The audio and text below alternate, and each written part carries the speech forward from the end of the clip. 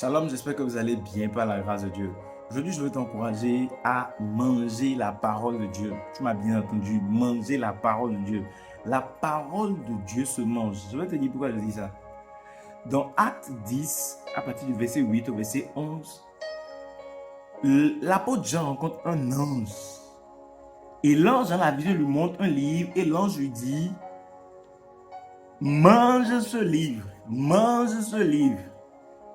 Il sera doux comme du miel dans ta bouche, mais amer dans tes entrailles. Et le livre a un symbolisme en réalité de la parole de Dieu.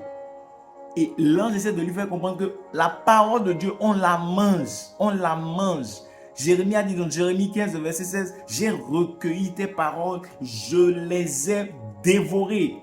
Elles ont créé en moi de la joie et de l'allégresse. » La parole de Dieu ne va pas créer en toi de la joie, de l'allégresse si tu ne la manges pas, si tu ne la dévores pas. Maintenant, comment on mange la parole de Dieu? Comment on dévore la parole de Dieu? En passant du temps à ressasser ça dans notre esprit, parce que c'est la nourriture de la parole de Dieu est la nourriture de notre esprit. Donc, comment est-ce que tu manges la parole de Dieu? En ingurgitant la parole de Dieu régulièrement dans ton esprit et en réfléchissant, en ressassant les mêmes paroles, les mêmes versets à plusieurs reprises dans ton esprit jusqu'à ce que ça soit dedans. Et comment tu sais que quand tu as mangé quelque chose, comment tu sais? Tu te rappelles. Si tu te demandes qu'est-ce que tu as mangé il y a 4 jours, tu peux te rappeler. Si tu te demandes qu'est-ce que tu as mangé il y a 5 jours, tu peux facilement te rappeler. De la même façon que tu as mangé une portion de la parole de Dieu, des jours plus tard, quand je te demande, tu es capable de me dire, voilà ce que j'ai lu, voilà ce que j'ai médité, et c'était dans tel passage. Pourquoi? Même sans mémoriser, tu es capable de t'en rappeler. Pourquoi? Parce que tu as passé du temps à décortiquer la chose, à réfléchir sur la chose. Frère, aujourd'hui, je veux t'encourager à commencer par manger la parole de Dieu. Pas seulement lire et passer, mais manger. Et là, je dis que quand tu commences par manger, ça devient doux comme du miel. Et il y a une partie qui est amère, parce que lorsque tu commences par t'attacher à la parole de Dieu, ça commence par te montrer les côtés négatifs de ta vie, les mauvaises parties de ta vie que tu dois changer. Donc ça te pique un peu, ça devient amer, parce que tu vois que cette partie-là, je dois changer. Mais à force de méditer, ça devient doux, doux, doux, doux. Et ça te transforme totalement.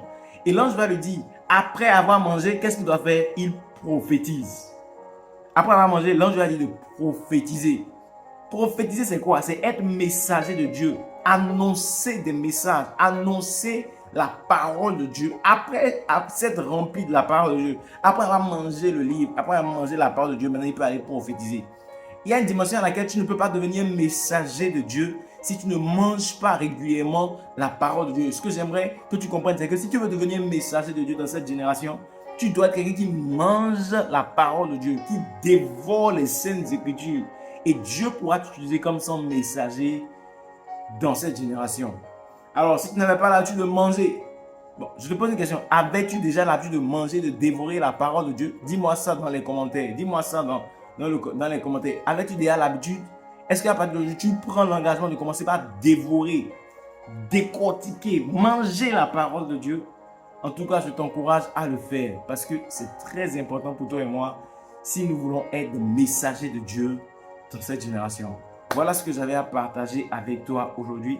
J'espère que ça t'a béni d'une manière ou d'une autre.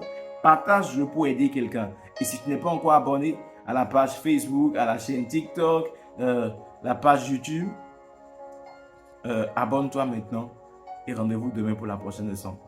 Shalom, peace.